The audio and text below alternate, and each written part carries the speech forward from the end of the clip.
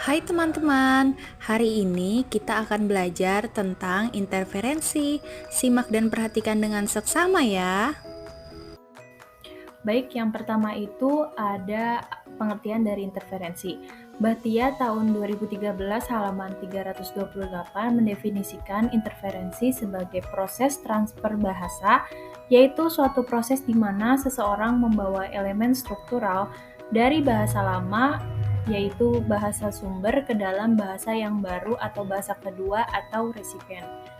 Hal ini terjadi karena adanya hubungan erat antara kosakata dan tata bahasa kedua tersebut, sehingga saat penutur mengalami kesulitan menggunakan bahasa baru, unsur bahasa lama muncul sebagai bantuan.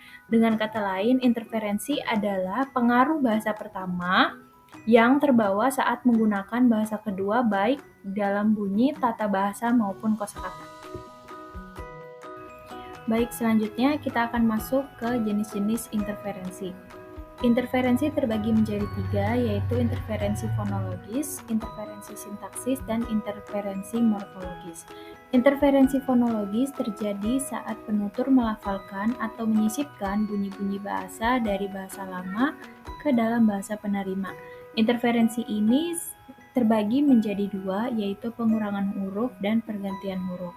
Contoh dari pengurangan hurufnya seperti kata selalu disingkat menjadi kata selalu, dan kata semua disingkat menjadi semua, dan kata ramai disingkat menjadi rame. Dan interferensi fonologis pergantian huruf itu dari kata adik menjadi. Baik, selanjutnya kita akan masuk ke faktor-faktor dari interferensi. Menurut Weinreich tahun 1970 pada halaman 64-65 menyebut setidaknya ada 7 faktor yang melatar belakangi terjadinya interferensi. Faktor-faktor tersebut diantara lain sebagai berikut. Yang pertama ada kedwibahasaan pelafal atau penutur bahasa. Jadi interferensi terjadi karena penutur menguasai dua bahasa dan menggunakan keduanya secara bergantian.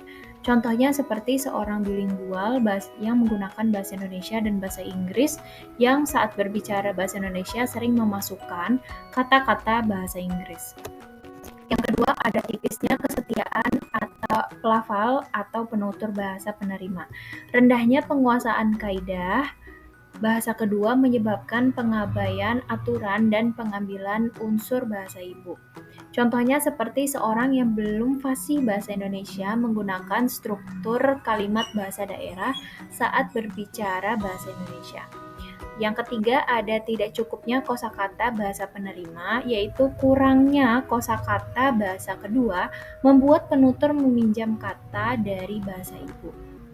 Contohnya seperti penggunaan kata download dalam percakapan bahasa Indonesia karena tidak tahu apa padanan yang lebih tepat.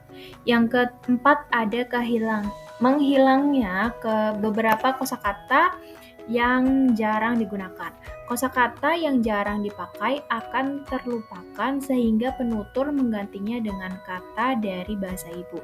Contohnya seperti seorang lupa kata bahasa Indonesia untuk memperbaiki lalu menggunakan kata dalam bahasa daerah. Yang kelima ada kebutuhan persamaan atau yang kelima ada kebutuhan persamaan kata atau sinonim, yaitu untuk menghindari pengulangan kata, penutur meminjam sinonim dari bahasa lain. Contohnya menggunakan kata problem sebagai sinonim dari kata masalah dalam bahasa Indonesia sehari-hari. Yang keenam ada prestise, bahasa, sumber, dan gaya bahasa.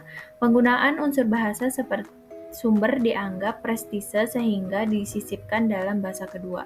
Contohnya yaitu menyisipkan kata-kata bahasa Inggris dalam percakapan bahasa Indonesia untuk menunjukkan adanya status sosial. Yang ketujuh, yang terakhir, ada terbawa kebiasaan bahasa ibu, yaitu kebiasaan berbahasa ibu terbawa saat menggunakan bahasa kedua, terutama saat mengalami adanya kesulitan. Contohnya menggunakan intonasi ataupun struktur kalimat bahasa daerah saat berbicara bahasa Indonesia.